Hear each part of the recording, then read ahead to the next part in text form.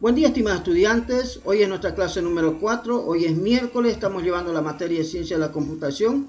Estamos en nuestro tema número 2, que trata sobre el funcionamiento del hardware. Hoy tenemos los siguientes objetivos, jóvenes. Exposición grupal sobre la generación de las computadoras, indagar sobre las tecnologías más novedosas y su aplicación en la vida cotidiana, conocer el origen de la red Internet y sus beneficios en el ámbito social, económico y laboral, y desarrollar el pensamiento computacional.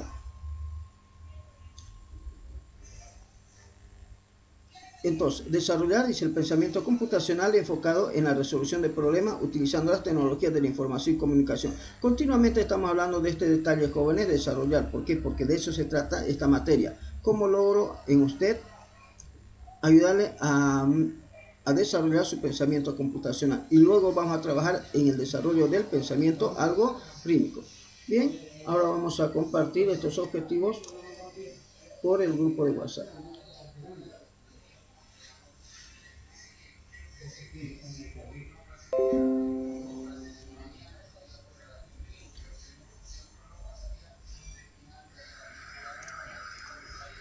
Bien, ahí va, jóvenes, ahí va.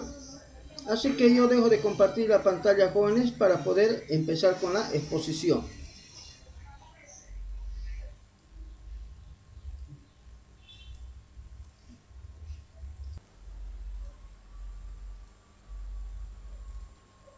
Pueden empezar, jóvenes. Ya, buen día, licenciado, buen día, compañero. Me toca poner primera generación. Si el grupo vuelves, mi nombre es Darío Flores Céspedes. La era de la computación moderna empezó con una ráfaga de desarrollo antes y durante la Segunda Guerra Mundial. Las computadoras que se diseñaron y construyeron entonces se denomina primera generación de computadoras. Las primeras generaciones de computadoras eran usualmente construidas a mano usando circuitos que contenían relés, tubos de vacío y a menudo usaban tarjetas perforadas o cinta de papel perforado para la entrada de datos y como medio de almacenamiento principal. Como ya decíamos, las primeras computadoras utilizaban tubos al vacío y circuitos y tambores magnéticos para la memoria y ocupaban 4 enteros. Un tambor magnético es un cilindro de metal recubierto con material magnético de óxido de hierro, en que los datos y los programas pueden ser almacenados. Estos eran utilizados como dispositivos de almacenamiento primario, pero desde entonces se ha implementado como dispositivos de almacenamiento auxiliares. Las operaciones de estos equipos eran de alto costo y adicionalmente consumían gran cantidad de electricidad, generaban mucho calor, la cual era la causa del mal funcionamiento. La primera generación de computadoras se basaba en el lenguaje de máquinas para realizar operaciones y solo podía resolver un tiempo a la vez. Una de las primeras máquinas fue la SUSE Z1, diseñada por el ingeniero alemán Konrad Zuse en 1936, bajo el sistema electromecánico y con financiamiento propio de su inventor y de sus allegados. Se dice que fue construida en el departamento de sus padres Zuse, debido a que el gobierno nazi no confiaba en el trabajo de este informático. La SUSE 2, como todos los creadores, lo creado por primera vez, no es perfecto. SUSE decidió mejorar entre 1936 y 1939 su gran invento, gracias a la ayuda de su amigo Helmut Reyes, quien le aconsejó que cambiara el sistema mecánico por tecnología de circuito electrónico. Implementó relés telefónico para conocer la viabilidad del proyecto, obteniendo como resultado una máquina un poco más veloz, pero casi imposible de realizar debido a la escasez de la época de las válvulas termoicónicas.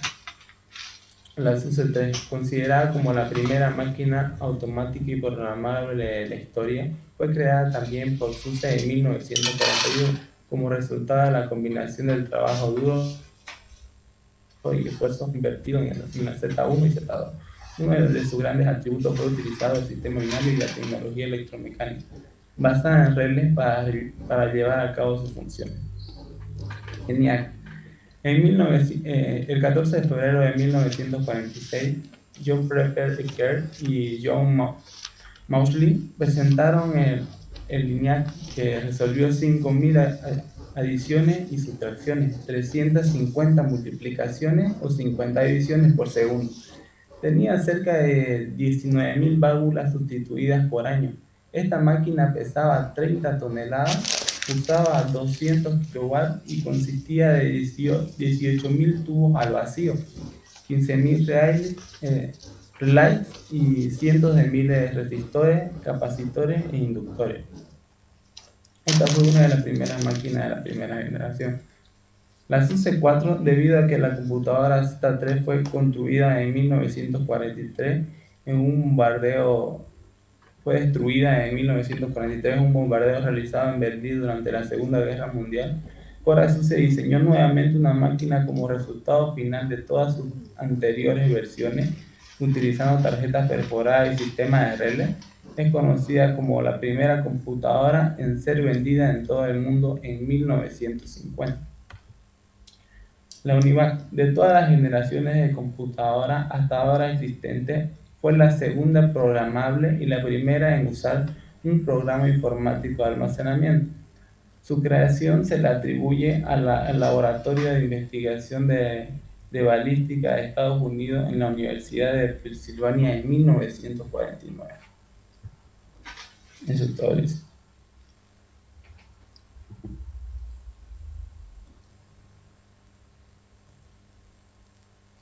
Decirles que durante la primera generación de computadoras jóvenes, el desarrollo, la construcción de las computadoras era una tarea realmente engorrosa. Uno, porque no se disponía de tantas herramientas que hoy en día existen, no se disponía de tantos dispositivos como en esa época.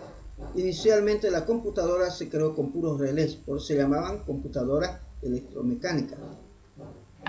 Luego, jóvenes, se invencionó los tubos de vacío y eso hizo de que ya se construyan las computadoras, vamos a decir, de forma un poco más fiables, un poco más, pero aún seguían siendo muy delicaditas porque los tubos de vacío consumían bastante energía eléctrica, se quemaban rápidos y hubo un caso muy interesante cuando la señorita Grace Hopper encontró y reportó el primer bug, el primer error en un programa de computadora.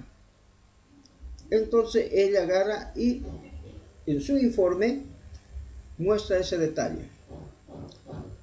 Y de esa manera es como entra en la historia, jóvenes, como el primer bug en un sistema computacional. Entonces, la polilla, la mariposita, se pegó en medio de los relés y obviamente lo quemó el panel.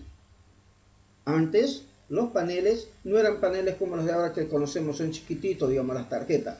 Eran grandísimos los paneles, medían por lo menos 30 centímetros por 1 metro de largo o algo así. De ese tamaño eran los paneles o tarjetas de esa época. Bien, jóvenes, ahora pasaremos a dar el paso a los compañeros de la segunda generación.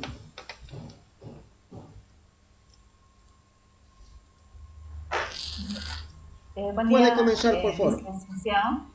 Buen día, compañeros. Mi grupo va a exponer lo que es la segunda generación de transistores. Bueno, la segunda generación de las computadoras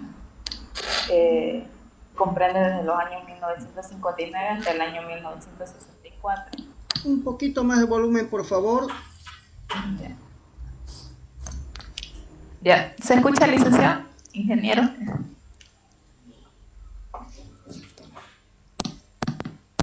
Todo bien, siga, señorita.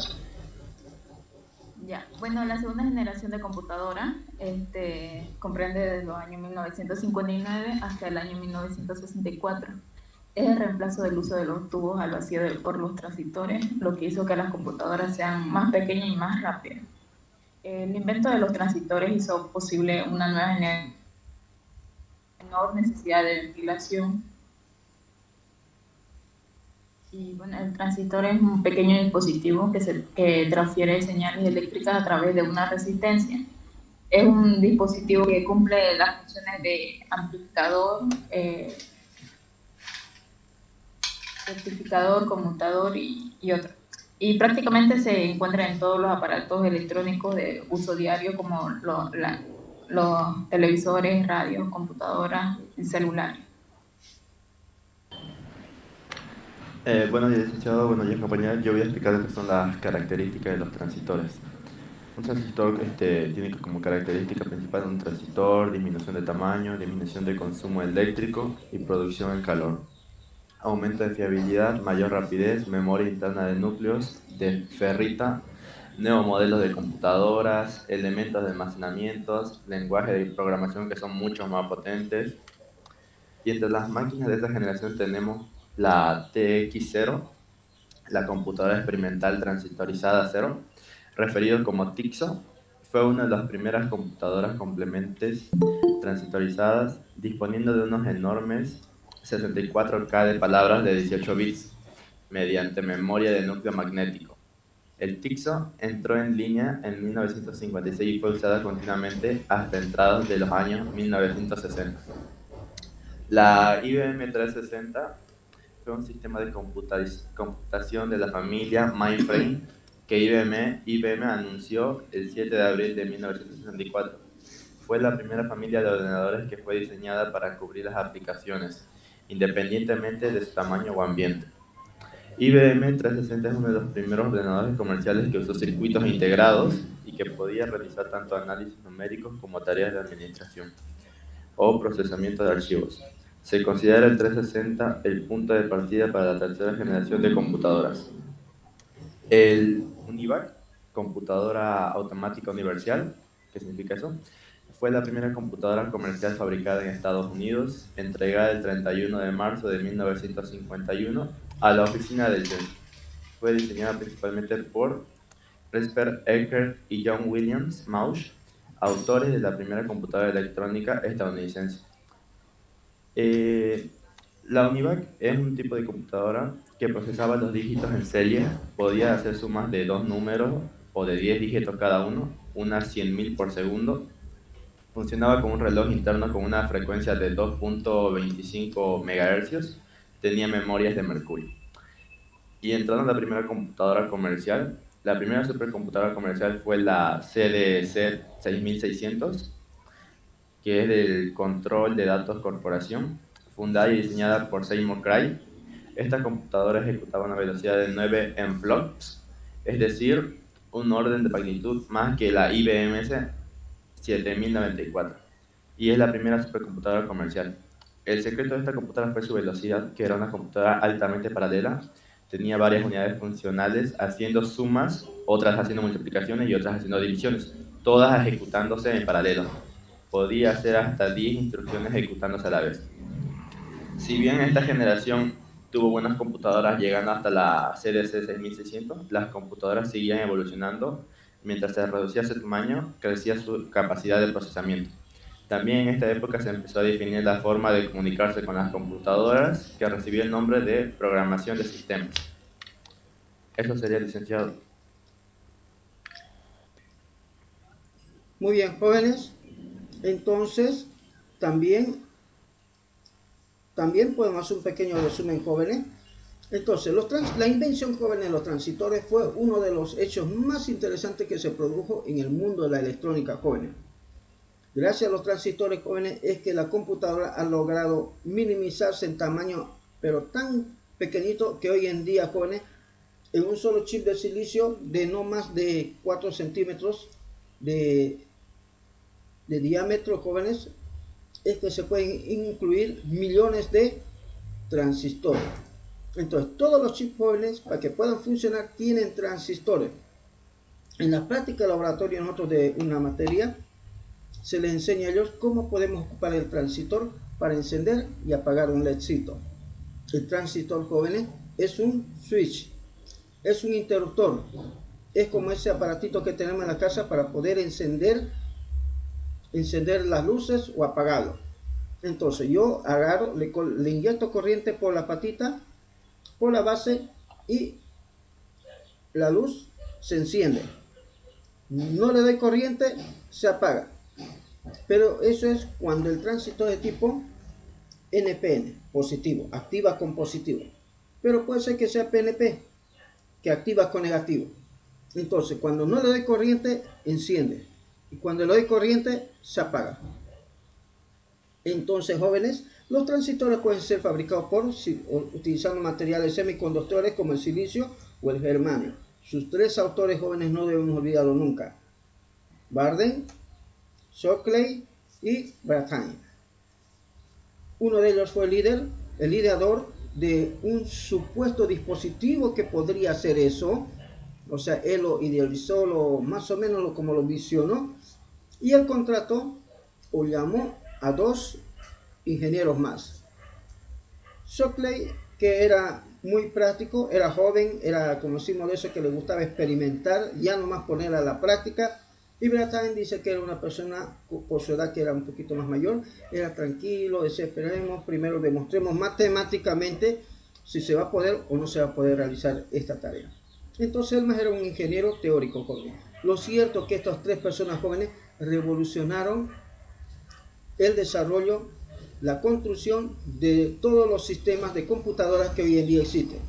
Se comenta que tuvieron graves diferencias entre ellos, de manera que se separaron los tres amigos.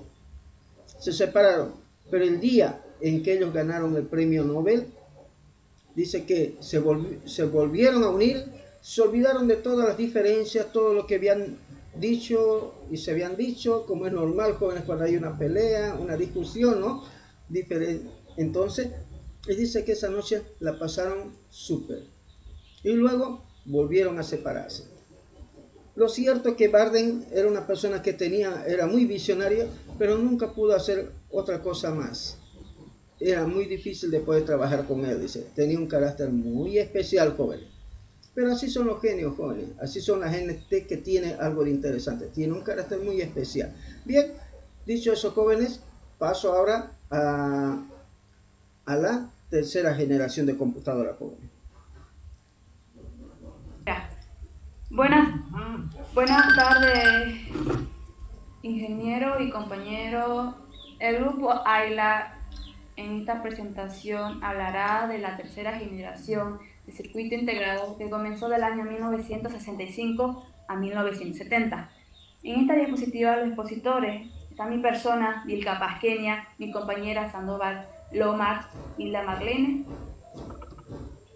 donde vamos a tener un índice donde está la historia. Vamos a ver cómo se fue evolucionando la tercera generación de las computadoras, luego los componentes y técnicas de cómo estaban formados el circuito integrado, y luego las características, otros avances que en esa generación han resaltado, ventaja y desventaja, y como también la bibliografía donde hemos sacado toda la información para poder mostrar la presentación. Bueno, en la historia, a través de los años 50 y principios de los 60, los equipos electrónicos estaban compuestos en su mayoría por componentes. Esos componentes eran transistores, resistencia y capacidad. Esos componentes se fabricaban de manera separada, encapsulada en su propio contenedor. Luego se soldaba, o más que todo lo cableaban junto con la tarjeta de circuito en forma de panel, que era instalado a computadores, osciloscopios y otros equipos electrónicos. Cuando un dispositivo necesitaba un transistor, había que soldar, que tenía una forma de un pequeño tubo de metal y contenía una pieza de silicio del tamaño de la cabeza de un alfiler en una tarjeta de circuito, y todo ese proceso se fabricaba desde el transistor hasta el panel del circuito. Era caro y era más que todo muy cargado. Estos hechos fue el comienzo del surgimiento de problemas de las industrias de las computadoras, ya que las primeras computadoras de la segunda generación contenían alrededor de 10.000 transistores, y esta cantidad creció a ciertos miles, haciendo que cada vez sea más difícil la fabricación de máquinas nuevas que sean más potentes. Así que en el año 1958 ocurrió algo que revolucionó. Comenzó la era la microelectrónica, es decir, la invención del circuito integrado. Este circuito integrado define la tercera generación de las computadoras, donde en esta sesión hablaremos acerca del circuito integrado, después hablaremos de cómo surgió el principio de las computadoras más importantes, como la IBM Sistema 360, el DPC-8 y el CDC 6600. Ya, el descubrimiento, como dijimos, en el año 1958, más que todo el personaje ingeniero Jack, lo que hizo él fue llevó todos estos componentes a un único bloque que conectaba un hilo de oro, ya que se basaba en planar un proceso de su colega Joan Harney, con el que trabajaba antiguamente en Fairchild, de un semiconductor. Luego está el doctor Robert, donde más que todo hizo posible colocar docenas de transistores en un solo chip, que estaba empaquetada y que más que todo permitía construir computadoras más pequeñas, más rápidas y menos costosas. Y eso fue lo que dio origen de la tercera generación de las computadoras. También fue el primer físico y trabajador de Intel, Hall, ya que inventó el microprocesador. Luego, gracias a George, surgió la nueva forma de programar, y que con el descubrimiento de la escritura del ADN, el físico y astrónomo ruso propuso que la secuencia del mismo formato formaba un código, y luego, pasando del año 1968, ya se habló el concepto de las computadoras personales. En ese año ya surge Intel, con el claro objetivo de diseñar chips, siendo uno de los socios Noise. En el año 1969 se da el surgimiento de ARPANET, que fue el precursor de la cual Internet. Pocos meses después ya se produce el cable de la fibra óptica. Ya, antes de dar las computadoras más importantes, antes los circuitos integrados, las computadoras estaban diseñadas más que todo para aplicaciones matemáticas o de negocio, pero no para ambas. Pero gracias al circuito integrado se permitía hacer ambas, y daba más que todo la flexibilidad al programa y así poder usarlas. Y las computadoras más importantes que podemos resaltar, el IBM 360, que fue en el año 1964, luego está el PDP-8 de 1965 y el CDC del 6600, que fue en el año 1965. El IBP 360 fue el 7 de abril, que anunció, más que todo diseñó el arquitecto jefe Gene Handa, que fue uno de los primeros ordenadores comerciales que usó el circuito integrado. Más que todo, el IBM 360 se consideró una de las más importantes en la historia, ya que influyó en el diseño de los ordenadores de años posteriores y marcó más que todo el punto de partida para la tercera generación. Y se trataba de un sistema de computación de la familia Mainframe, ya que fue diseñada para cubrir las aplicaciones de manera independiente de su tamaño o ambiente, más que todo la parte científica y comercial. Y entonces fue considerado el primer mini ordenador que la sociedad pudo adquirir, ya que fue lanzado en el año 1965, viene de la mano el DEX, y se vendió alrededor de 500.000 de estas computadoras. Luego ya está el PS8, ya que fue un mini ordenador de 12 bits creado por Digital Equipment Corporation en abril, ya que en el mismo año que IBM lanzó su primer sistema 360, en aquella época, cuando las máquinas de las computadoras requerían una habitación con aire acondicionado, el PDP-8, llamado por la industria mini computador en honor a la minifalda de aquellos tiempos, ya que como este lenguaje de programación trabajaba con macros para conseguir implementos, operaciones lógicas, para poder avanzar y así poder solicitar, más que todo vender y así comercializarlo, ya que era de bajo costo, el tamaño permitía que otros fabricantes podrían comprar, ya que 2 años consecutivos habían vendido alrededor de 50.000 máquinas. Ahora el CDC 6600 ya fue la primera supercomputadora de la historia, que fue diseñado por Simon Gray y fabricado por Control Data Corporation, ya que fue una invención mejorada del ordenador CDC 6400 y fue utilizada principalmente para la investigación de la física de alta energía nuclear, ya que el primer CDC 6600 fue entregado a la Organización Europea para la Investigación Nuclear, para que más que todo se use en la investigación de la energía nuclear, con un rendimiento de 1 mega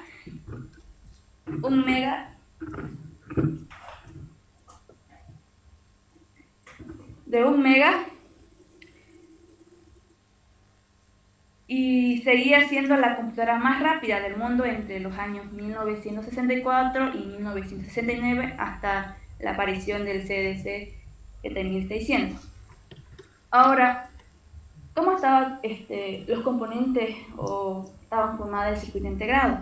Bueno, el circuito integrado, más que todo, era un elemento básico de la computadora digital. Como ya sabemos, para ofrecer un almacenamiento, procesamiento y control de función, solo se requieren 2 tipos de fundamentos de componentes. Una es la puerta y la segunda es la celda de memoria.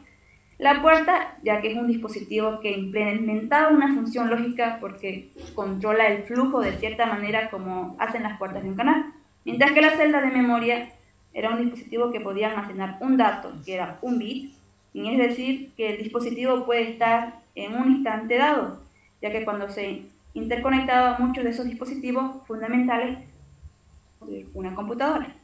Y podríamos relacionarles como almacén de datos, procesamiento y transferencia y control. Y de estos circuitos integrados, primero estaba que se utilizaban los transistores, resistencia y conductor, que se fabricaba con un semiconductor como el silicio. Luego se fabricaba un circuito entero en un pequeño trozo de silicio que estaban separados en el mismo circuito y se podía construir 100 incluso miles de transistores en el mismo tiempo en una sola oblea de silicio. Luego los transistores se conectaban por un proceso de metalización para formar un circuito. También es muy importante que este transistor podía ser conectado con un proceso de metalización para formar un circuito y se fabricaba el mismo patrón de circuito en cada área y la oblea se dividía en chip. El chip era encapsulado en una carcasa que lo protegía y más que todo proporcionaba patas para conectar dispositivos fuera del chip, y varios de estos elementos pueden ser interconectados en una tarjeta de circuito impreso. Ahora mi compañera le va a hablar sobre las características. Ya, buen día, Lice. Soy Nila Sandoval. Ya, entre las características de esta generación tenemos la primera, que era mucho más pequeña, emanaba menor cantidad de calor. Al ser más pequeñas, requerían además de un reducido consumo de energía eléctrica. Las interconexiones de los circuitos integrados, minicomputadoras, resultaron más económicas y con una mayor capacidad de procesamiento. Aparecía el teleproceso, era multiprogramación, tenía renovación. En esta etapa igual hubo la renovación de periféricos. El número de TT, el PI, se logró calcular arrojando más de 500.000 decimales. Las computadoras pueden llevar a cabo ambas tareas de procesamiento o análisis matemático.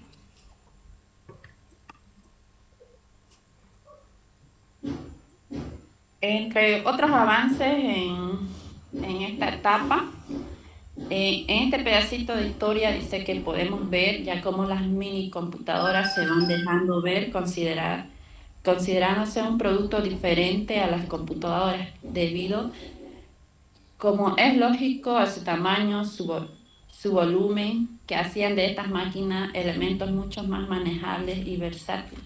Por ejemplo, tenemos el ratón, que fue diseñado en el año 1968, mucho más pequeños, y esto hacía que no sea más fácil manipular la computadora, ¿no? Otra tenemos la memoria magnética, los discos flexibles, los lectores, el disquete. También aparece la calculadora de bolsillo y se trabaja sobre la impresora láser con el sistema de proceso de Unix y C. También aparece la computadora Scan de 1968, que se considera como una computadora personal, ¿no? Y aparece la computadora serie Edgar IBM en el año 1965. Esta ya se diseñó con el circuito integrado, de tal manera que eran más pequeñas, ¿no?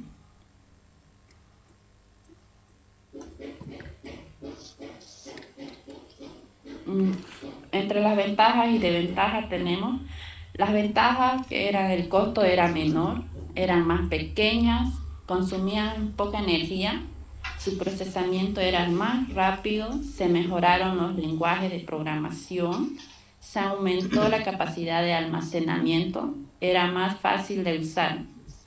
Las desventajas: se requería más ventilación, no había suficiente tecnología para la creación de los chips.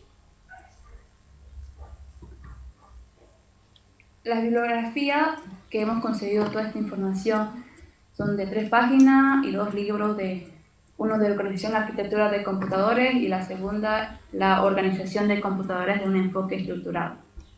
Gracias. Bien, señorita, un poquito largo, pero bueno, todo muy bonito porque comentaron, todo muy bonito, jóvenes, todo muy bueno porque comentaron cosas muy interesantes. Solamente para resumen, jóvenes, durante la tercera generación, jóvenes, se mencionó el chip. Y el chip simplemente se lo ve como un empaquetado de muchos transistores en una pequeña oblea de silicio, en una pequeña base de silicio. Además de eso, ¿cómo nace la tercera generación? ¿Cómo nace lo que es el circuito integrado? Cuando inventaron el transistor, jóvenes, se dieron cuenta que uniendo los transistores, una patita con otra y haciendo unos jueguitos más con resistencias, se dieron cuenta que podían crear, jóvenes, lo que hoy conocemos como las compuertas lógicas. Al crear compuertas lógicas, empezaron a crear los primeros circuitos lógicos. ¿Estamos de acuerdo? Y al integrar muchos circuitos lógicos, le llamaron circuitos integrados, jóvenes. Bien, entonces, al integrar estos componentes, jóvenes, dio lugar a crear las primeras tarjetas para uso específico. Tarjetas para comunicarse en red, tarjetas para poder mostrar ya mostrar datos, tarjetas para poder controlar, por ejemplo, dispositivos como las que hoy tenemos, el mouse, por ejemplo. Fíjese, ese mouse era con un diseño pero medio loco, ¿no? Medio cuadrado. Imagínense cómo habrá sido manejar, pero eso era lo novedoso de esa época, jóvenes. Eso era lo novedoso. Entonces, jóvenes, estas tarjetas que se han creado permitían la telecomunicación, permitían el almacenamiento de datos en memoria. Estas tarjetas ya permitían gestionar los primeros dispositivos de almacenamiento electrónico y para muchos otros usos más, jóvenes. Bien, ahora vamos a pasarle a los señores de la cuarta generación.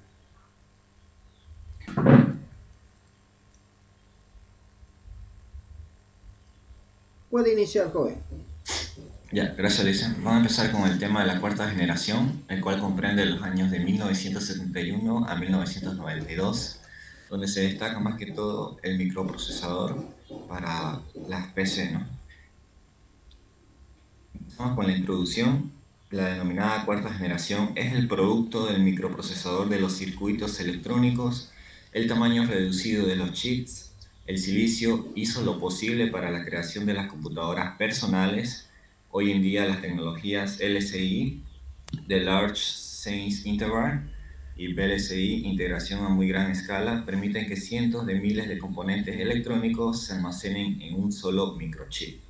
Usando el VLS, un fabricante puede hacer que una computadora pequeña rivalice con una computadora de la primera generación que ocupaba un cuarto completo, por lo que sus microprocesadores eran más grandes e inmensos.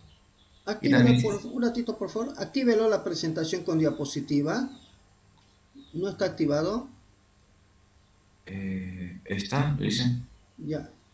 Entonces no está compartiendo toda la pantalla. Pantalla completa. A ver. ¿Cómo me salgo?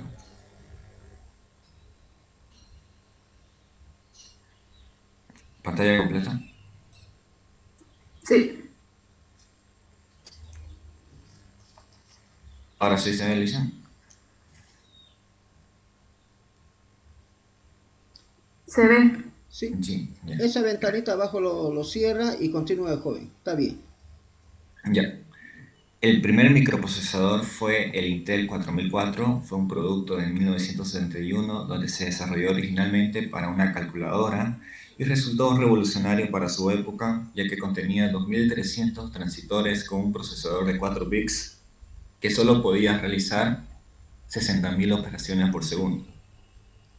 La característica del procesador que fue incrementando, el primer microprocesador de 8 bits fue el Intel 8008, ya aumentamos el doble, y fue desarrollado al siguiente año, en 1972, para su empleo en terminales informáticos. De calculadora avanzaron a la informática en Intel 8008, que contenía 3300 transistores, y el primer microprocesador realmente diseñado para el uso general de todos los usos informáticos, cálculos y fórmulas. Fue desarrollado en 1964 con un Intel de 8080 de 8 bits, que contenía 4500 transistores y podía ejecutar 200.000 instrucciones por segundo.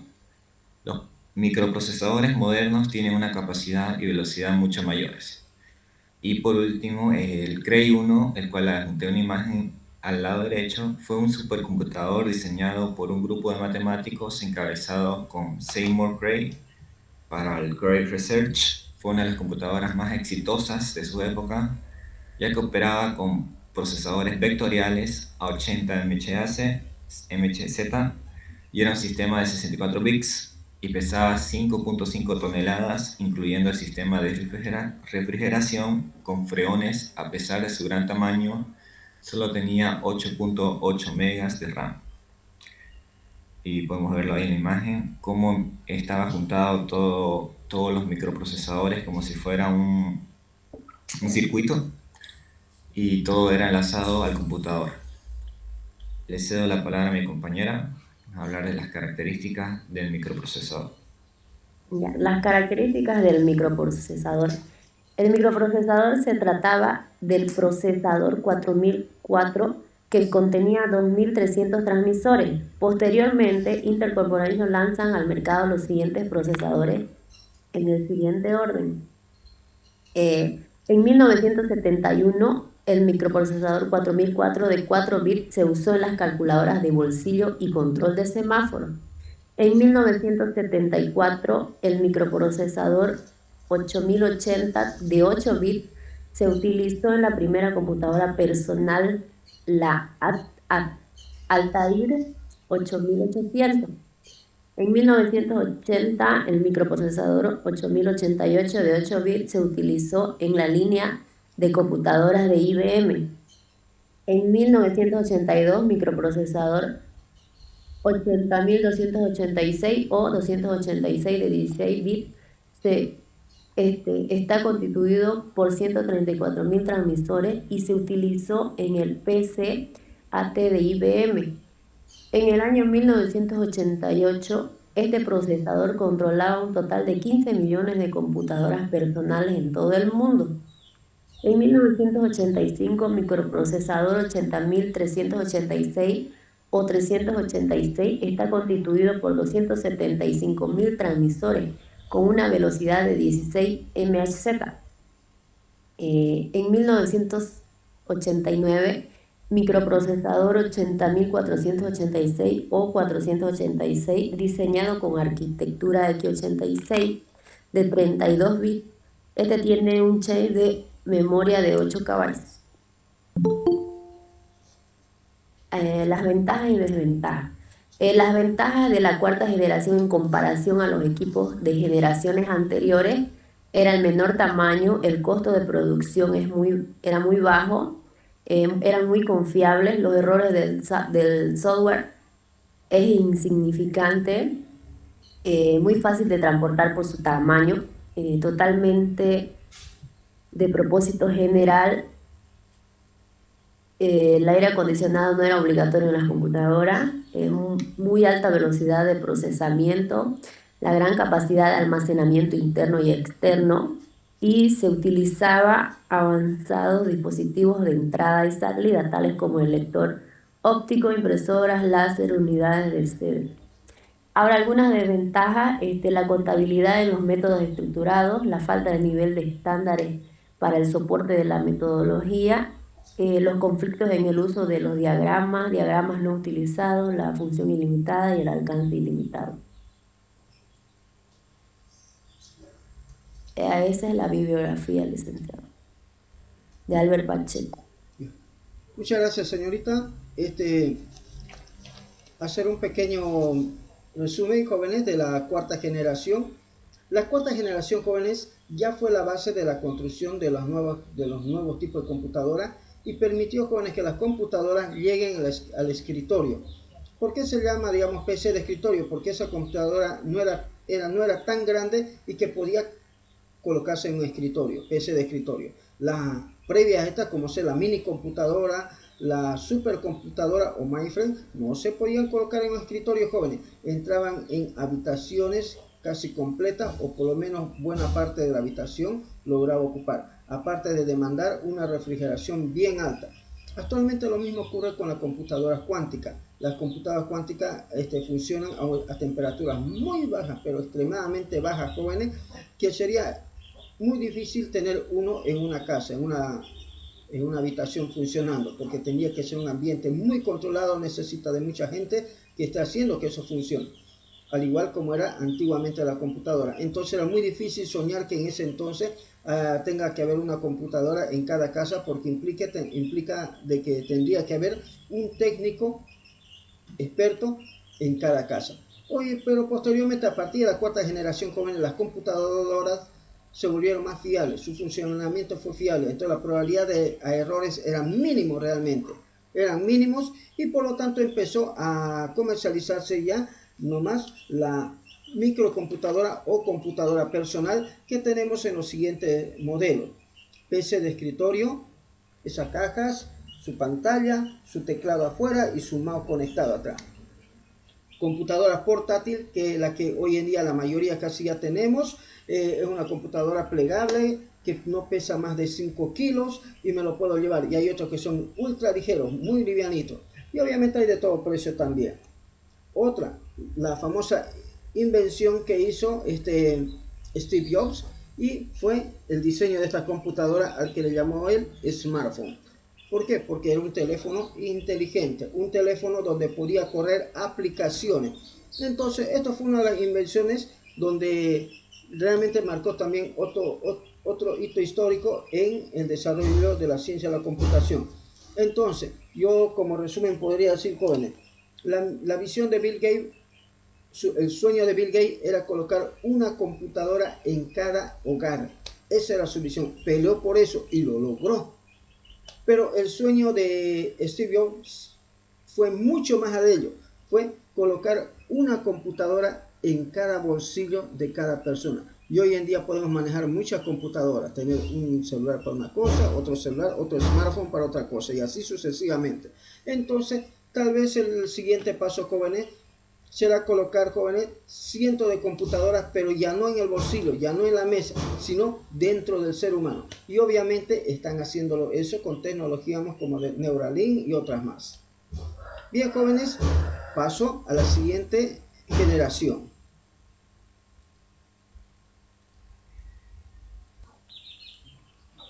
Bien, jóvenes, pueden continuar. Ya, Licen, buen día primeramente para usted, Licen, y para todos los compañeros. Bueno, nosotros vamos a exponer sobre la quinta generación de computadora que se da entre 1993 y 2004. La quinta generación de computadoras se caracteriza por una mayor integración de los elementos hardware y una novedosa remodelación del software, producto de las últimas tendencias tecnológicas y las necesidades apremiantes de los diferentes sectores sociales e industriales. Intel Corporation lanza al mercado los denominados procesadores Pentium según el siguiente orden cronológico. En 1993, Pentium tiene una velocidad entre 66 y 200 MHz con cache interno de 8 KB y 3.100.000 transistores. En 1995, Pentium Pro con 5.5 millones de transistores.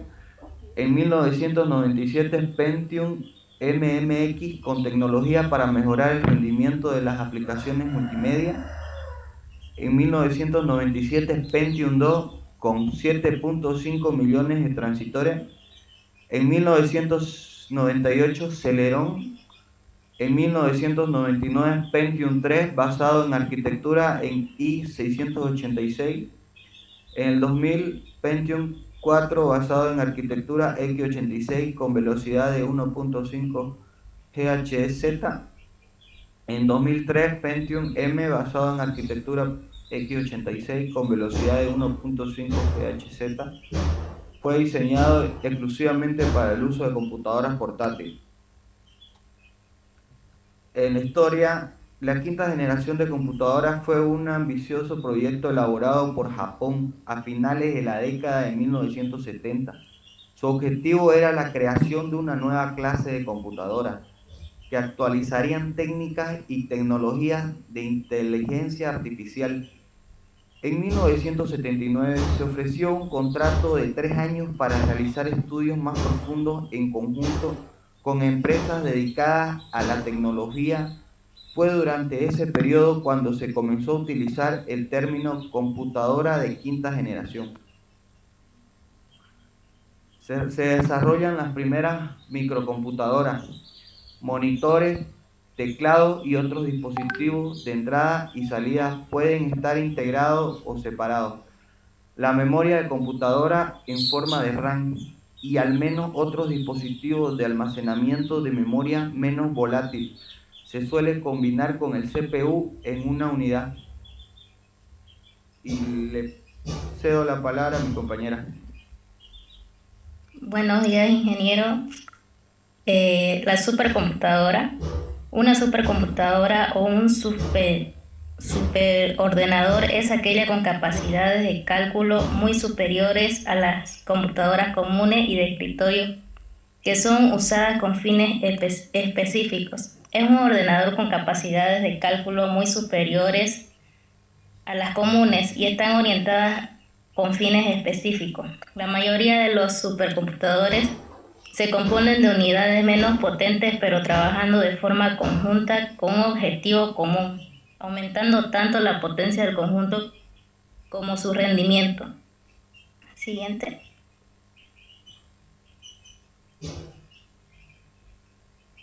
Las características de la quinta generación de computadora son mayor integración de los componentes, programación heurística, sistemas expertos, desarrollo de la verdadera inteligencia artificial, utilización del lenguaje natural, entorno multimedia, redes de comunicación y nuevos lenguajes de programación.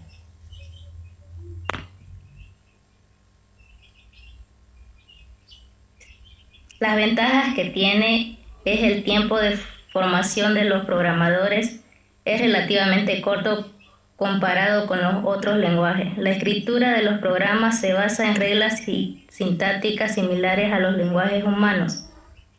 Se utilizan nombres en las instrucciones tales como read, Write, Prime, Open y muchas más. Las modificaciones y puestas a punto de los programas son más fáciles. Reducción del coste de los programas y son transportables.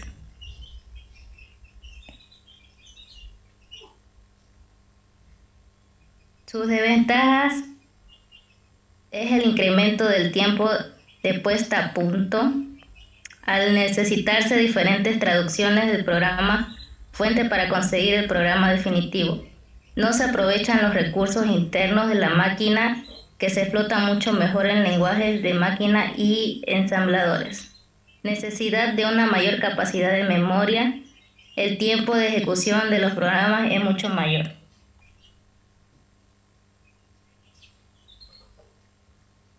Y eso es todo. Bien, jóvenes, entonces, cuando hablamos de la quinta generación, jóvenes, estamos hablando ya de una serie de microprocesadores con mucha mayor escala de integración. Y esa integración a muy alta escala permitió, jóvenes, la construcción de dispositivos de cómputo más pequeños, más portables, permitió la construcción de máquinas. La computación ya se fue incorporando, jóvenes, en todas las herramientas casi ya, a partir de ahí. Entonces, el mundo de lo que es la industria de la robótica evolucionó bastante. ¿Por qué? Porque ya se podían vender en las electrónicas, jóvenes, unos chipsitos para que usted pueda programarlos, ¿sí? Y entonces ahí vienen los famosos PIC, los chips Atmel y otras tecnologías más que permitieron, jóvenes, la programación de lo que hoy en día conocemos como lo que es la domótica, la robótica, ¿no? Y todo lo que tiene que ver, jóvenes, con la mecatrónica también. Ahora vamos a pasar a la sexta generación.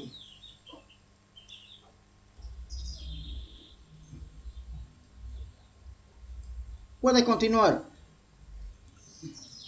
Ya. Buenos días, licenciado. Buenos días, compañeros. Yo les voy a explicar sobre la sexta generación. ¿Qué es la sexta generación de las computadoras? Se puede considerar que esta generación tiene sus inicios en el siglo XX y a principios del siglo XXI. En efecto, se mantienen los avances tecnológicos de esta generación con el anterior con fin de mejorarlos y expandirlos. Estos dispositivos generados poseen la particularidad de estar destinados para el consumo personal, lo que ha llevado a estos sean simplificados, pero a la vez capaces de realizar varias funciones. La sexta generación de computadoras se refiere a la fase de computadoras inteligentes, que se basa en cerebros o redes neuronales artificiales. Estos cerebros artificiales o inteligencia artificial es un concepto de la programación que hace que los dispositivos puedan tomar acciones de forma autónoma.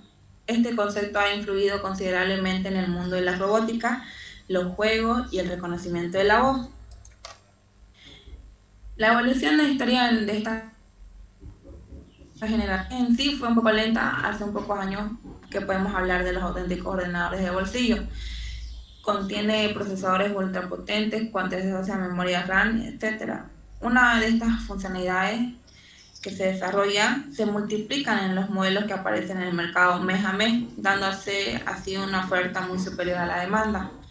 Estos ordenadores portátiles ganan en presentaciones, convirtiéndose en un equivalente al sobremesa, lo cual hace que vuelva más costoso. Para combatir esto, aparecen otros aparatos portátiles de menor tamaño y de presentación más modestas, que son los netbooks, los ultrabooks y los netbooks.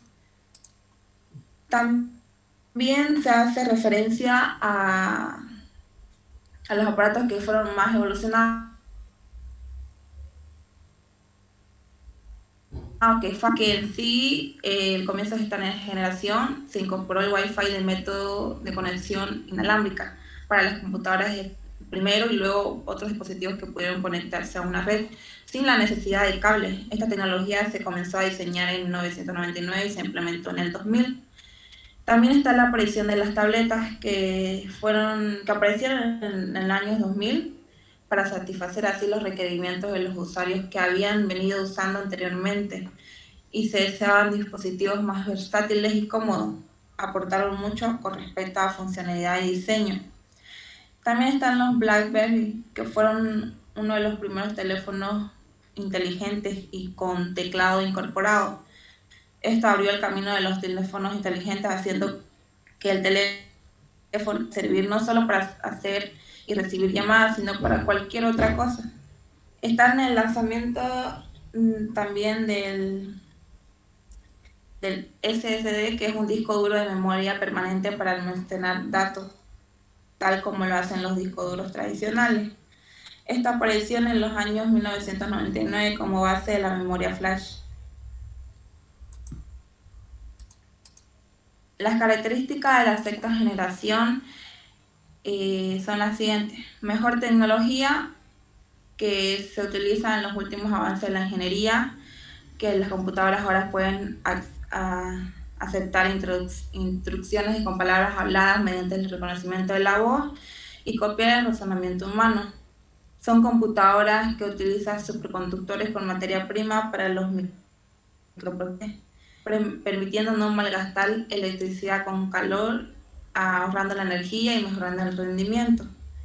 También tiene la capacidad de traducir a un idioma extranjero. El uso de nanotecnología.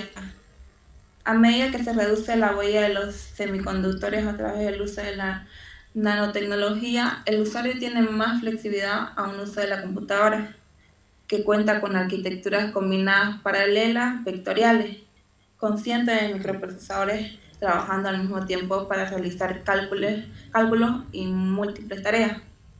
También está la adaptación al Internet, que se requería un procesador acorde para que se desarrolle el Internet, que se logró mediante microprocesadores que operan simultáneamente capacidad de las computadoras. La extensión de la computación permitió que se extienda a nivel de la computación, a un nivel micro, que son los dispositivos portátiles, las computadoras personales y los sistemas operativos inteligentes, y a un nivel macro, que son las supercomputadoras. La funcionalidad del Internet tiene un uso totalmente estandarizado y cotidiano del Internet. Primero los equipos de escritorio, luego todo tipo de dispositivos que se puedan conectar. También está la funcionalidad del nivel micro, que se ha pensado a nivel de grandes industrias, además de un nivel más funcional y personal, haciendo que las computadoras no sean tan necesarias, simplificándolas en un dispositivo como teléfonos inteligentes, tablets, etc. Otras características, que los ordenadores cuentan con arquitecturas paralelas y vectoriales, que en la actualidad los sistemas informáticos utilizan satélites inalámbricas, que son el WiMAX y Bluetooth, utilizan fibra óptica e inteligencia artificial, mejoran los sistemas de conectividad física, utilizan superconductores como materia prima para sus procesadores, ofrecen el reconocimiento de la voz y escritura, son capaces de realizar millones de operaciones aritméticas, tienen un total de revolución en cuanto a cantidad y calidad de los elementos de hardware y también una gran cantidad de software. Las tarjetas gráficas adquieren importancia, dándose la capacidad de cargar con trabajo de procesamiento. Dentro de su hardware están los que son los procesadores, que actualmente se incrementó bastante en su velocidad. También está la memoria del almacenamiento masivo, que también se incrementó considerablemente su capacidad de almacenamiento para los discos duros externos. También está la unidad de estado sólido, que es un tipo de disco duro con mejores características. Es silenciosa, casi no tiene partes móviles, su latencia es mínima, ocupa muy poco espacio y su velocidad de escritura es bastante superior. Dentro de su software está la nube, que es un lugar donde todos y para todos, donde pueden trabajar y almacenar contenido sin necesidad de ocupar espacio físico en los equipos, siendo habitual en el trabajo. También contiene un sistema de expertos, que significa poder imitar la forma de actuar un profesional humano, y el sistema operativo de bajo nivel diseñado croquetamente para ser utilizados en dispositivos móviles tales como tabletas, teléfonos u otros.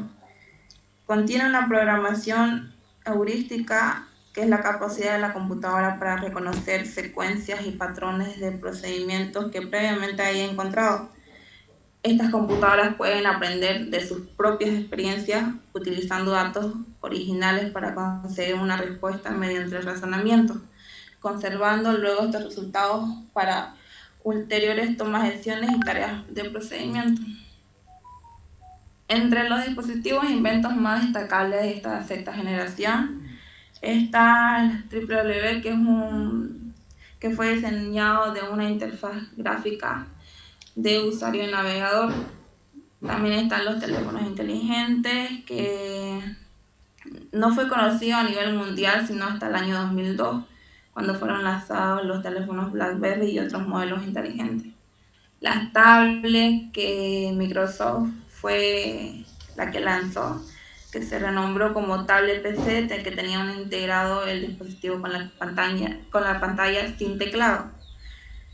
Está el Wi-Fi, que se pudo certificar a través de una norma registrándose así como la marca Wi-Fi. Después están las computadoras más destacadas, que fueron las portátiles, tablets, BlackBerry, los inteligentes televisores, las asistentes digital, la fibra óptica. Las ventajas y desventajas. La ventaja, que se puede fabricar dispositivos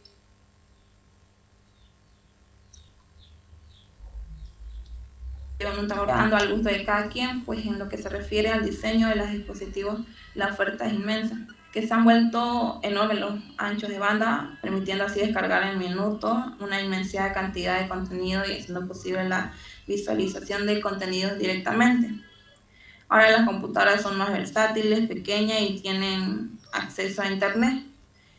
La conectividad en el mundo exterior ha favorecido la expansión de nuevas aplicaciones para las computadoras.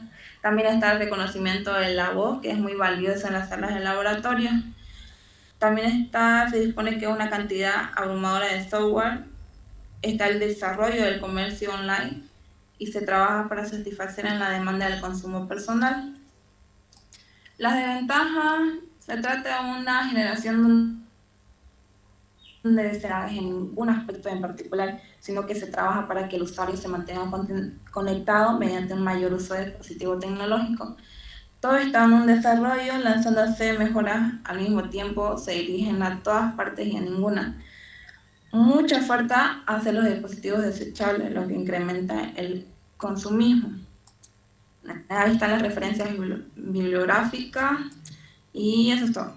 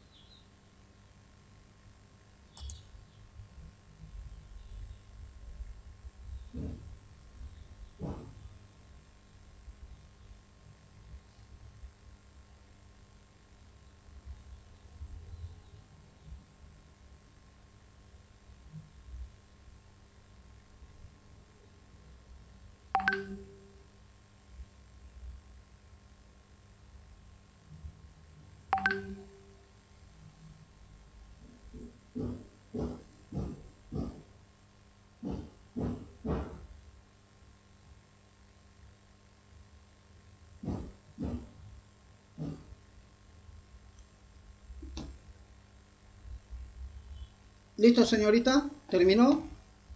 Sí, Lisa. Ya, va a disculpar, es que estaban contestando un mensaje de uno de los estudiantes que está preguntando de sus envíos. Bien, entonces haremos un resumen también de la sexta generación.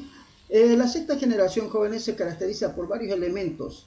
Una de ellas, jóvenes, es que en la sexta generación hablamos de lo que es la nanocomputación.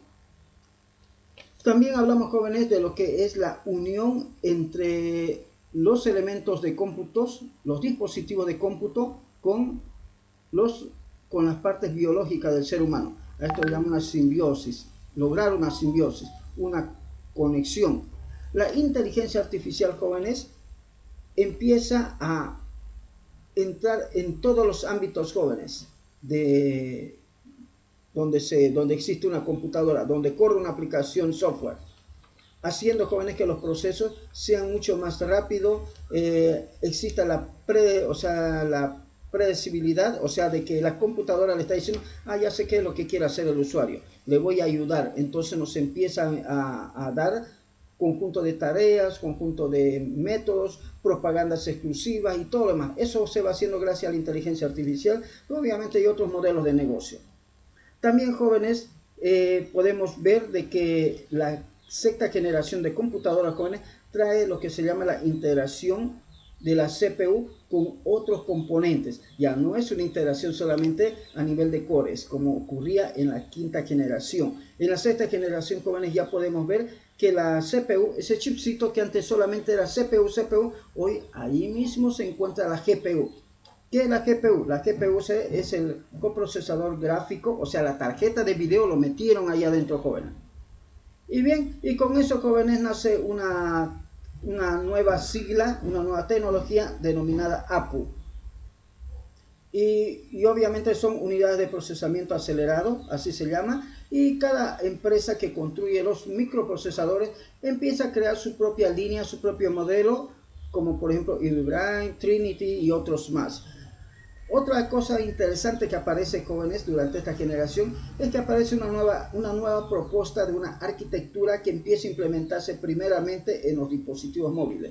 Y esta arquitectura es la arquitectura ARM, frente a las arquitecturas de 32 bits y 64 bits que tienen diferentes tipos de características. Una de sus características es que su set de instrucciones es bastante largo y en ARM es más corta, y exclusivamente ARM ha sido una arquitectura idealizada para dispositivos móviles, pero hoy en día están empezando ya a incorporar esa arquitectura en computadoras personales, y obviamente hay también ya servidores de datos con tecnología ARM.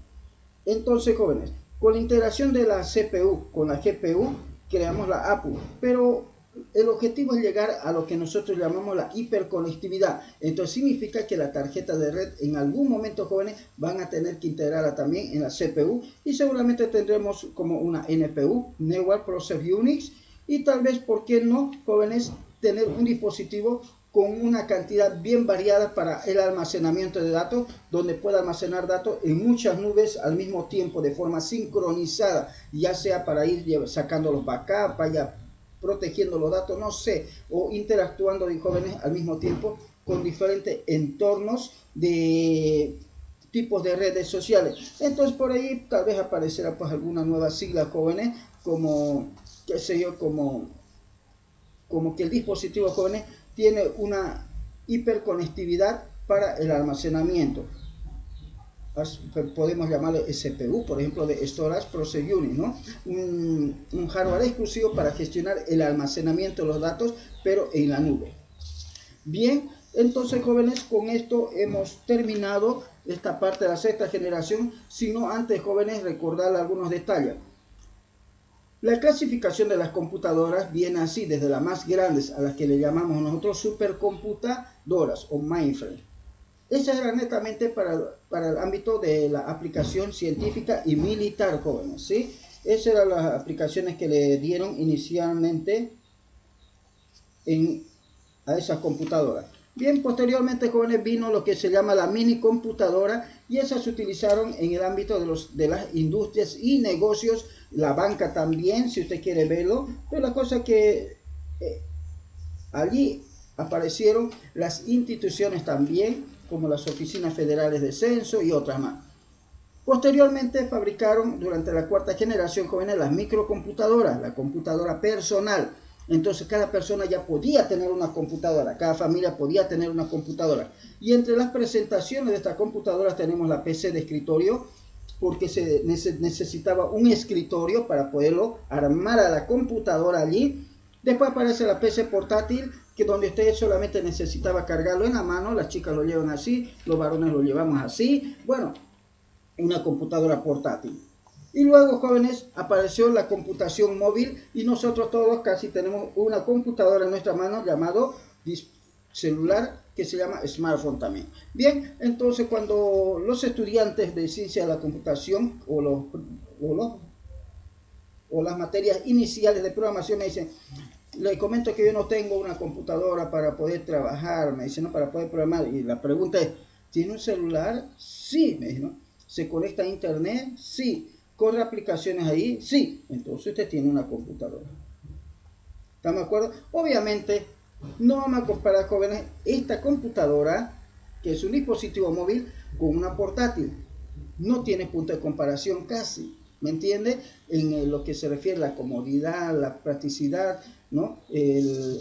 Para poder trabajar, para poder programar, para poder diseñar gráficos. Imagínense diseñar gráficos vectoriales con esto, hacer unas aplicaciones de esas, sería muy complicado, como es muy complicado querer editar documentos con esto. Uno, que hay que tener una buena visión, otro, que hay que tener un buen pulso de las manos, jóvenes, y bueno, requiere de muchas habilidades extras para poder manejar y realizar algunas tareas. Como tampoco no podemos comparar una computadora, una microcomputadora con una mini computadora. Los bancos, las industrias, las oficinas de censo, las organizaciones, digamos, gubernamentales, como los ministerios, jóvenes, tienen, jóvenes, computadoras distintas, exclusivamente para ellos, ¿sí? Que son servidores, se conectan, corren aplicaciones en cliente servidor y muchas otras cosas más. Pero, ese nivel de la mini computadora no se puede comparar tampoco con la supercomputadora. O sea, no hay punto de comparación. Las supercomputadoras son computadoras realmente poderosas para que puedan atender las peticiones, las solicitudes de cómputo de todo el mundo. Entonces, la supercomputadora para atender a todo el mundo, pongámoslo, o una ciudad, un país completo. Las mini computadoras para atender a una industria, un sector, ¿sí? Que puede ser la industria, el comercio, la banca o cualquier otra. Las microcomputadoras, que es exclusivamente para que nosotros hagamos cómputo en nuestra casa, sentado como hoy lo estamos haciendo. En este momento estamos realizando una tarea de cómputo, no estamos hablando, estamos discutiendo, estamos transmitiendo datos, todo lo demás. Bien, y luego de esos, jóvenes, viene la nanocomputadora, que va a ser un conjunto de computadoras que en cierta manera, jóvenes, van a afectar, jóvenes, ya sea para bien o para mal, tal vez, jóvenes, en lo que es el funcionamiento netamente del ser humano. Tarde o temprano, jóvenes, nosotros seremos una computadora. Tarde o temprano. Y de a poquito estamos yendo a ello, de a poquito estamos avanzando, jóvenes. Así que con eso, jóvenes, queda por cerrado esta exposición. Bien, jóvenes, una vez que ya hemos terminado con la exposición sobre la generación de las computadoras, aquí en el tema 1 todavía tenemos mucho por aprender todavía, así que yo creo que mañana más nos tomará el tema 1 para poder finalizar, sellar algunos puntos. Entonces tenemos, por ejemplo, ya la carga del primer material que le dije que estábamos ocupando, que es sobre software. El día de ayer expuse todo este material con ustedes y entonces ya está ya cargado el material. Miren todo lo que avanzamos ayer. Ayer hicimos una actividad donde ustedes investigaron uno de los sistemas operativos y obviamente ya estamos entrando en onda en lo que se refiere a la exposición para manejarlo bien. Luego nuestros colegas también han aportado con algunos temas, ¿sí? Bueno, aunque esto está comprimido, voy a verlo, los voy a ver bien y los voy a tratar de compartir, pero no así de forma comprimida, porque de forma comprimida es un poquito medio complicado querer manipularlo. Por lo tanto, yo voy a agarrar y lo voy a desplegar de una mejor manera, ¿sí? Creo que este aquí el que dice de FAO, ¿no? Aquí tenemos el tema 1, dice, ¿no? O What's Computer, y aquí tenemos 3 diapositivas, mire, tenemos entre los materiales, mire, hay varios temas, creo que estos los tengo yo ya consolidados, si no me equivoco, que son de los mismos libros, muy similar a los libros que hemos, que les he pasado a ustedes. Entonces el docente, digamos, ¿no? También ha aportado con algunos recursos. Bien, jóvenes, ahora lo que vamos a hacer es lo siguiente, ya hemos expuesto sobre eso, vamos a ver esta parte de lo que estamos hablando, jóvenes, de lo que son los principios. Dice, ¿no? Indagar sobre las tecnologías más novedosas y su aplicación a la vida cotidiana, conocer el origen, dice, ¿no? De la Internet. Me parece más fácil es ver esta parte de aquí, conocer el origen de la Internet. Vamos primero, después indagamos y seguimos con el pensamiento computacional. El pensamiento computacional es un objetivo de todos los días, jóvenes, y obviamente vamos a tratar de hasta que eso quede bien en nuestra mente. Entonces, hablaremos ahora del origen de la red de Internet. Y para eso, jóvenes, vamos a abrir nuestra bibliografía que tenemos, que dice Breve Historia de las Ciencias de la Computación primeramente. Los primeros días de la materia les hice una exposición sobre esta parte y les decía, jóvenes, al final del documento, hablamos de la red de Internet. Entonces vamos a hablar ahora de lo que es la red de Internet. ¿Cómo empieza la red Internet? ¿Cómo empieza a gestarse? Aquí tenemos una pequeña historia que contar y obviamente le voy a pasar los materiales necesarios para que usted pueda indagar mucho más. Entonces, la red Internet. ¿Se ve la pantalla bien, jóvenes? Pregunto, ¿cuál tamaño es mejor? ¿Este tamaño o este tamaño aquí? Me dice, ¿aló? ¿Este grande o más pequeño? Está bien, así lo hizo. Ya, está bien. Ahora ya sé por qué le digo 140%. ¿Ok? Entonces, bien. Para poder hablar, jóvenes, de la Internet, necesariamente tenemos que entender lo que es una red. Y cuando hablamos de red, jóvenes, estamos hablando de la interconexión que existe entre una o más computadoras. Entonces, existen varias redes en el mundo que permiten realizar eso. Entonces, vamos a buscar una imagen rápidamente porque perdería mucho tiempo ahorita ir buscándolo. Vamos a colocar una red LAN, vamos a colocar red LAN, en LAN y WAN. Bien, vamos a buscar este ejemplito, solamente necesitamos las imágenes para que le pueda explicar. Entonces, nosotros tenemos aquí una red. Vamos a descargar esta aquí rápidamente, guardamos esa imagen para explicarles bien. ¿Qué más? Necesitamos otra más, a ver, esta también está bonita, entonces esta también lo guardamos para explicarles, a ver, ya, esa, a ver aquí, más o menos aquí, y hasta por último, por demás con esto, guardar imagen, ¿no? Corremos. Bien, Jorge.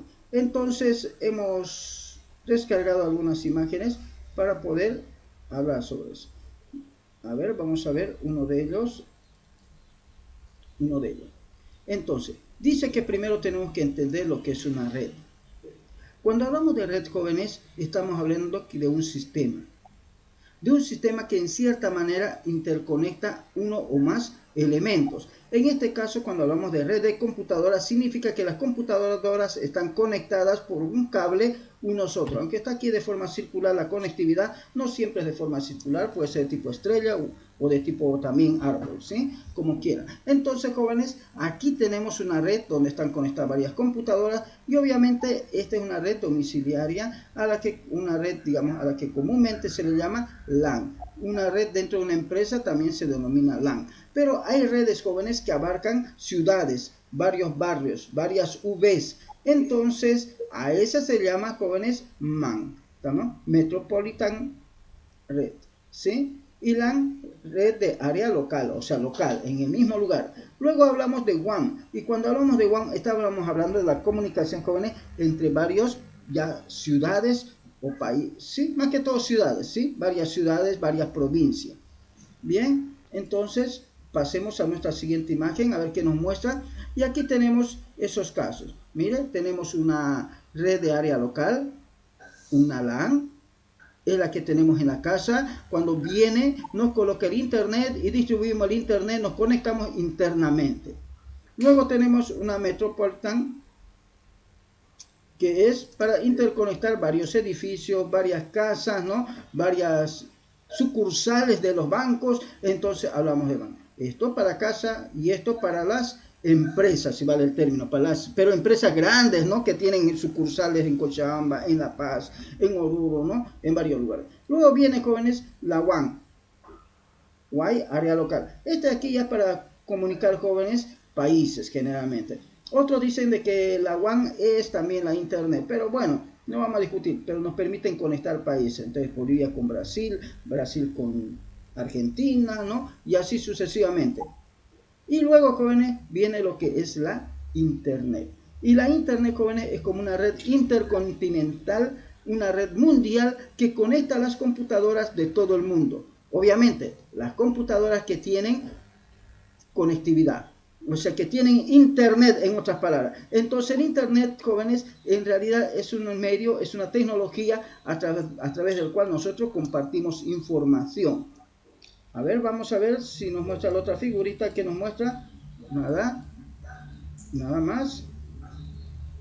Oh, qué pobreza, ¿no? A ver, vamos a ver si este de aquí nos muestra algo, este CGB que dice. Bueno, aquí podemos ver, jóvenes, una imagen donde hay una separación entre la LAN y la WAN. Entonces las LAN se integran a la WAN, ¿correcto? Es así. Así que yo voy a agarrar, me parece muy bonita esta imagen, así que voy a recortarlo, utilizo la combinación de teclas Windows Shift S de Screen. Entonces agarro, corto, recorto así. Miren, tan bonito como eso. Y voy a grabarlo. Miren, entonces me sale aquí, me dice que le gusta esa imagen, me dice, sí, me encanta, Leo, ¿no? Entonces grábelo, me dice, grábelo. Entonces voy a colocar, voy a grabarlo esa imagen, y lo voy a grabar en unidad D, en descarga, y le voy a llamar lo siguiente. Integración, le voy a decir integración LAN a WAN. Bien, entonces ya lo tengo, la integración, y como puede ver, se comunica en cierta manera, jóvenes, la LAN con la WAN. O sea, la LAN se interconecta con la WAN. Y obviamente ahí es donde empiezan a hacer lo que nosotros llamamos la Internet. ¿Sí? La Internet. Entonces voy a cerrar esto un ratito, ya no lo necesito. Lo cerré mi libro, más joven, qué pena. Ni modo, voy a tener que abrirlo después. Entonces, esta es nuestra primera imagen. ¿De qué se trataba, jóvenes? Simplemente eran tipos de redes, ¿no? Así le vamos a llamar. Tipos de redes. Después se lo comparto. Aquí viene los otros. Seguimos hablando. Tipos de redes. Esta es la segunda. ¿Ya? Tipos de redes, ¿no? Tipos de redes, así. Redes, LAN, MAN, WAN. Bien. En lo posible, siempre va a apagar su micrófono porque a veces genera, ¿no?, un ruido que nos incomoda. Aquí también generamos ruido, le cuento, porque tengo unos animalitos que son bien expresivos, especialmente los gallos que tengo. Bueno, yo tengo uno nomás, pero a veces me ponen en situación incómoda, jóvenes. Bien, entonces, jóvenes, este material, a ver, vamos a ver si lo...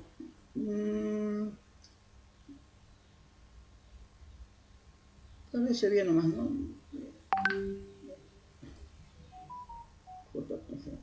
Estos dos nomás vamos a compartir. Así que agarramos y le compartimos por el grupo de WhatsApp para que lo tenga allí. Bien. Ya está. Listo, jóvenes. Ya lo tienen el material. Ahora voy a volver a abrir esto. En el material que le he compartido, jóvenes, en el material que le he compartido también, en cierto lugar, en la sexta generación, si no me equivoco, jóvenes, a ver, vamos a ver en qué página exactamente. A ver, ¿dónde está? Bueno, más arribita está. Un poquito más arribita. Por esta parte. A ver, más arribita un poquito más.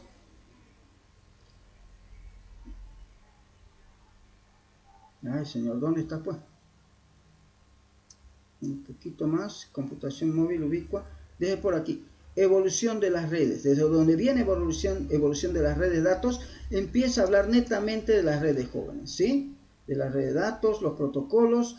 Le cuento lo siguiente, para las redes necesitan un protocolo de comunicación, ¿sí? Un idioma, si vale el término. Una regla, un conjunto de reglas, y esa regla se llama TCP/IP. Sin eso no se podrían comunicar las computadoras, pero si yo quiero conectarme con internet, necesito también saber otro protocolo, otra regla, y eso se llama HTTP. ¿Y cómo yo lo sé que se llama HTTP? Cuando usted entra a cualquier página web y copia un enlace, va a ver que todo eso siempre empieza con HTTP. ¿Lo puede ver ahí, jóvenes, su HTTP? A ver, un ratito, vamos a cortar de aquí. ¿Puede ver el HTTP? Pregunto.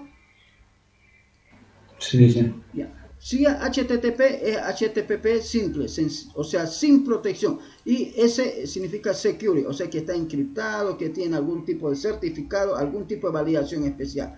Hoy en día, digamos, casi todas las páginas web quieren ser certificados. Pero, sin embargo, si yo entro a mi página web, voy a colocar aquí, algún ratito, vamos a colocar. Aquí coloco mi página web, le coloco www.groupby.com. voy a ver que Groupby no es un seguro, me dice, ¿no? Y entonces otra gente dice, wow, o sea que esa página web es insegura. No, simplemente de que no he pagado para que me coloquen, digamos, ¿no? El certificado, nada más eso. Si pago cierta cantidad de dólares, entonces me colocan esa S, que significa que la página web es segura.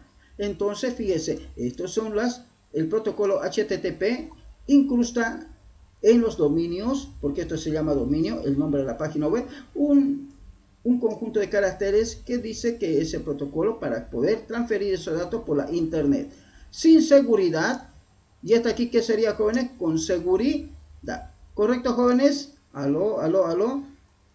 Entonces, para poderme yo comunicar con redes, o sea, la comunicación entre computadoras, a lo que nosotros llamamos redes de datos, ¿sí? O redes de computadora, se necesita un protocolo. ¿Cómo se llama ese protocolo? TCP/IP.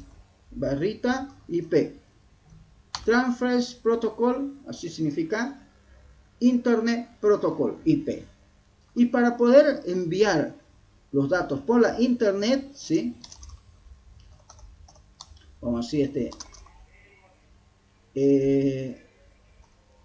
vamos a llamarlo así, transferir o transferir, ¿no? Páginas web, vamos a decir, ¿no? Transferir páginas web, dice, ¿no? Por la internet. Necesitamos, digamos, un protocolo también. Ese se llama HTTP.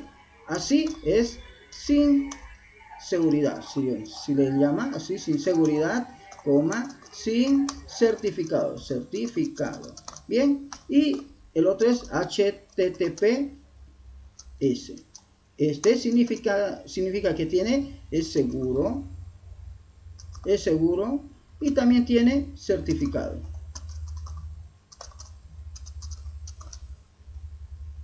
Entonces, no seguro, llamamos mejor así, no seguro y sin certificado. ¿Se comprendió, jóvenes? Aló, pregunto. ¿Vamos entendiendo eso? Acuérdense que nosotros damos un examen teórico y todas estas preguntas entran en ese examen teórico, ¿sí? Entonces, para poder navegar por internet, vamos a decir navegar, para poder navegar en internet, dice, ¿no? Y para navegar, dice, en internet, ¿no? Por las páginas web, necesito un protocolo. Navegar, dice, en internet por las páginas web, necesito un protocolo. ¿Cómo se llama ese protocolo, jóvenes? HTTP. Pero si yo quiero solamente comunicarme o conectar dos computadoras, o sea, comunicación entre computadoras, necesito también un protocolo que se llama TCP/IP. Pero si yo quiero enviar, jóvenes, datos, transferir archivos, dice, ¿no? Así vamos, para transferir archivos, ¿no? Archivos de una computadora, dice, ¿no? Cliente a un servidor o de una computadora, vamos a hablar de una computadora, mejor así, de una computadora a otra, mejor así, a otra, necesito también un protocolo. Se llama FTP, File Transfer Protocol. Y así que hay varios tipos de protocolos, jóvenes, en resumen, que me permiten realizar tareas en la internet o tareas dentro de las redes de datos, ¿sí? Entonces, eso hay que tener bien en cuenta, jóvenes. Seguimos hablando de la internet, jóvenes. Entonces, vamos a llamar a estos protocolos, dicen protocolos de comunicación en redes de datos. ¿Listo? Entonces, esta partecita vamos a recortarlo y se lo vamos a compartir también. Así. ¿Dónde está? ¿Dónde está nuestra aula? Aquí. Bien, y ahí está. Bien, entonces, jóvenes, sigamos con nuestro documento, ¿dónde está nuestro documento? Aquí. Entonces, aquí está hablando de ese detalle, miren, de las redes. Y la internet ha ido evolucionando, jóvenes, desde la internet 1.0, la que creó Tim Berners-Lee, a una gestionable a través de base de datos y lenguajes de programación como PHP y otros más como Python y todos los que soportan, jóvenes, la programación en el backend, así se llama. Entonces aparece la internet 2.0 y hoy en día estamos, jóvenes, también trabajando con la web 1.0, la web 2.0 y la web 3.0, que es la web semántica. Entonces fíjense que aquí le está hablando de eso.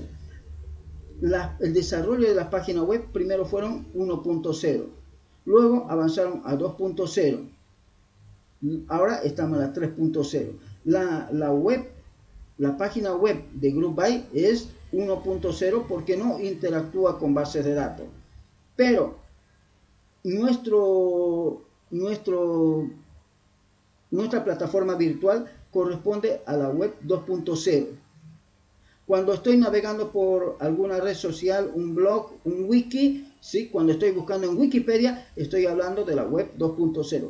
Pero si esa web 2.0 está soportada por una web semántica, o sea, tiene una estructura bastante interesante como el HTML5, significa, jóvenes, y que podemos hacer una búsqueda sin problema en todo lo que es el DOM, el Document Object. Entonces estaríamos hablando de la web 3.0. Entonces hay muchas páginas web que trabajan con esta tecnología. Bien, y eso nos permite, la web 3.0 nos permite, jóvenes, implementar la inteligencia artificial, la sociabilidad, la rapidez y un montón de características, ¿no? Como es abierta, la ubicuidad, la facilidad, la distribución y la tridimensionalidad. Entonces, potencia. Hoy en día hablamos de TIC y NTIC, ¿no? ¿Por qué? Porque los TIC son tecnologías de la información y comunicación y ahora hablamos de múltiples tecnologías de la información. Antes solamente eran las computadoras las que llamamos TIC. Hoy en día tenemos muchos dispositivos, incluyendo los relojes. Entonces, jóvenes, si usted va a pasear por aquí va a poder encontrar esos datos, ¿no? Como muchos avances, como la realidad virtual, los hologramas, todo. Pero vámonos ahorita a lo que nos interesa, que es cómo empezó la internet, ¿sí? Ahí estamos viendo cómo empezó la internet. Sigamos bajando este material. Recuerdo, jóvenes, que este material no es un material extenso para poder aprender algunas cosas, sino que es un material muy conciso. De ahí viene su nombre, Breve Historia de la Ciencia de la Computación. Lo vamos a cambiar el nombre cuando lo reeditemos. Le vamos a llamar Síntesis, ¿sí? ¿Por qué es una síntesis? Síntesis de la historia de la ciencia de la computación. Bien, entonces dice la red de internet.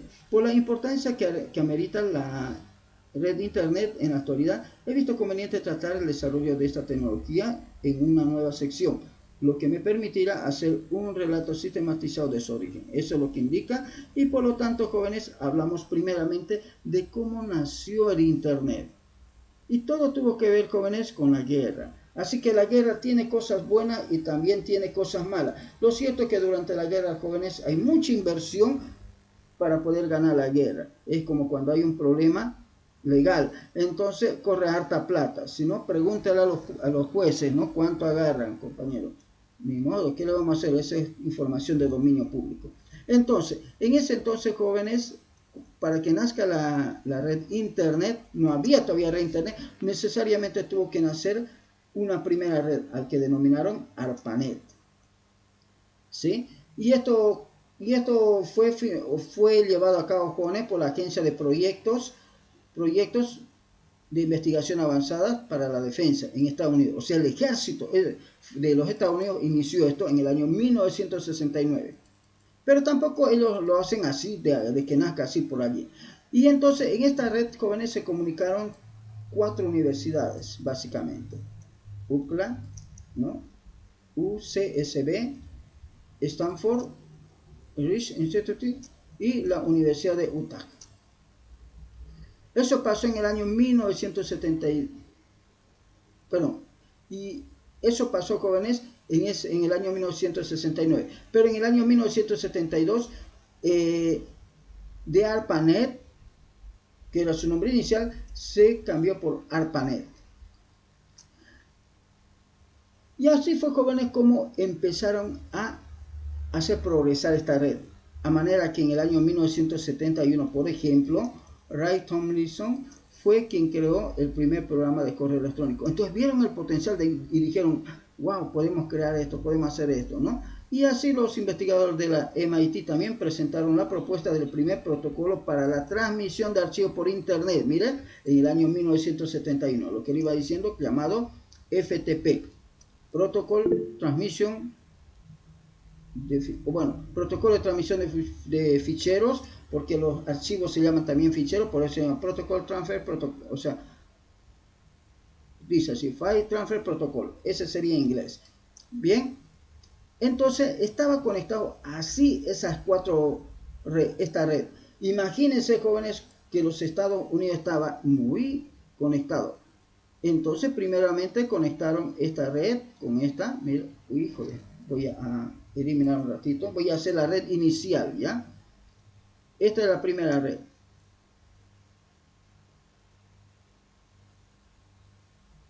A ver.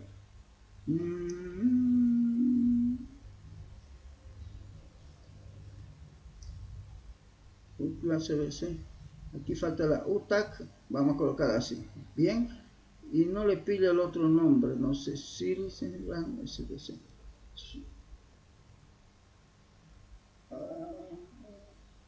El Instituto de Avanzada. Supongo que es este de aquí, jóvenes.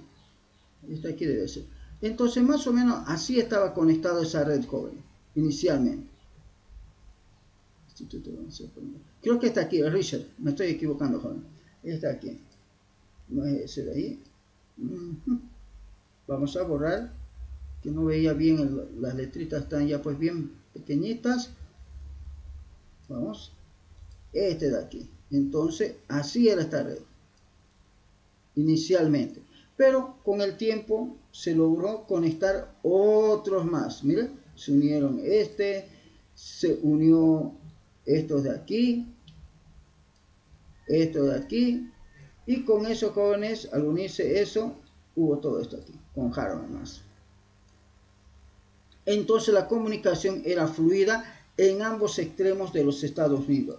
Había por el este, habían computadoras que representaban por el este, y también había por el oeste de los Estados Unidos. Entonces, jóvenes, Estados Unidos en esa época del año 1969, 1971, ya empezaba ya a hacer cosas interesantes.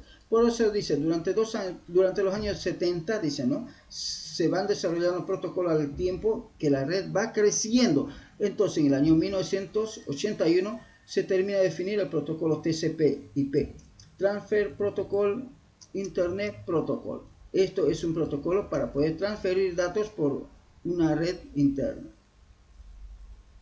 Y ARPANET ya nomás lo ve interesante y al año, jóvenes, dice, vamos a trabajar con Transfer Protocol. Vamos a trabajar. Bien, y al final dice que en el año 1983 ARPANET se independiza de la red militar. Dice, bueno, queremos ser una red comercial, porque los militares seguramente ya tenían una propia red desarrollando. Obviamente para ellos eso era ya obsoleto. Se independiza de la red militar, que la originó, por lo que podemos considerar este año como el nacimiento de la Internet. ¿Por qué? Porque recién en el año 1983, vamos a decir, ya se puede acceder de forma comercial, jóvenes, a los datos. Anteriormente eso solamente era para los militares, acuérdense, militares y científicos, nada más. Bien, y luego, jóvenes, a partir del año 1983 empieza lo que se llama la consolidación del Internet. Es una segunda etapa, la consolidación. Y en esta etapa podemos ver muchas cosas, que hay desarrollo de varias aplicaciones software, otros protocolos más, de manera que dice, a lo largo de los años 80 se produce una gran expansión de la red.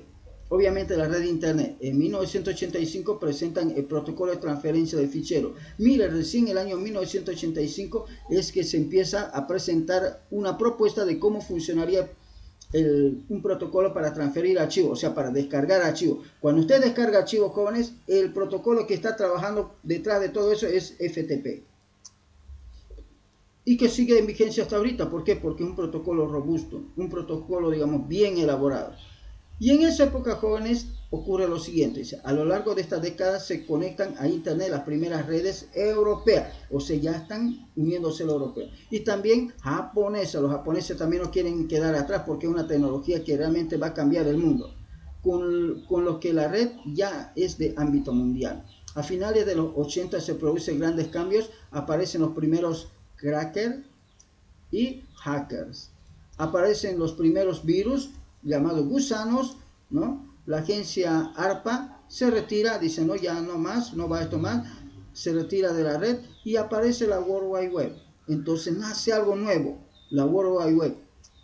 Así que ARPA deja de existir y aparece la World Wide Web, a la internet que hoy conocemos y que más o menos se traduce como la telaraña global. ¿Por qué? Porque cuando se lo graficaba, inicialmente, jóvenes, cuando graficaban la internet, vamos a colocar aquí unos puntitos, cuando graficaban los equipos que estaban conectados a la internet, inicialmente decían, bueno, de aquí está conectado, decían así, miren, vamos a colocar así con su colorcito, esta computadora está conectada con esta aquí también conecta aquí, o sea, lo mira, el de aquí se conecta con el de allá también. El de aquí, ¿no? Provee datos aquí. Y de pronto, jóvenes, ya no pudieron manipular esto. Se hizo una telaraña, como lo llaman, y por eso le llamaron World Wide Web. O sea, ya no se podía entender, porque de pronto el de aquí también tenía una conectividad con esto. El de aquí con esto, ¿no? El de aquí se conectó también con el de allá. Miren, imagínense, era imposible hacer un seguimiento de la conectividad. No sabíamos quién con quién estaba conectado.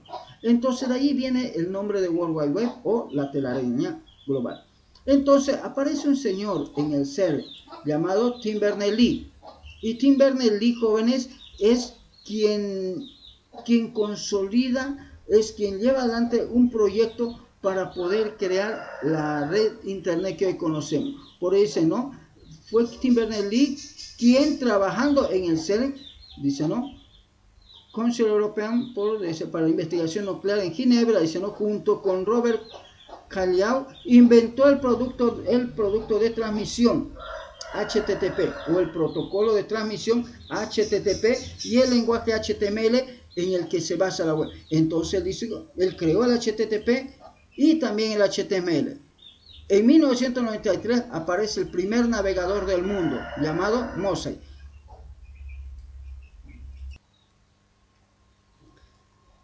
Entonces, jóvenes, Tim Berners-Lee, trabajando con Robert Calleau, crearon el protocolo HTTP y el lenguaje HTML con el que se diseñan o se crean las páginas web. Y en el año 1993, fíjese cuántos años más después, desde el año 83, mire, del año 83, ¿no? Para adelante, en el año 1993 aparece recién el primer navegador de página web llamado Mosaic. Y aquí lo vemos a él diseñando en esa época cómo iba a crecer la red, cómo iba a trabajar, qué tecnologías se van a implementar, los modelos matemáticos como ellos lo veían. Acuérdense, jóvenes, detrás de la informática hay bastantes modelos matemáticos. Así que es imposible decir aprender computación sin querer saber nada de matemática. Algo tenemos que saber. Y aquí tenemos la fotografía, jóvenes, del primer servidor web del mundo. Así que hoy en día ya no tenemos ya servidores, sino que tenemos ambientes de cómputo, centros de cómputo, ¿sí? Red de cómputos. Es muy distinto. Entonces la tercera etapa, jóvenes, empieza con lo que se denomina la explosión de la internet.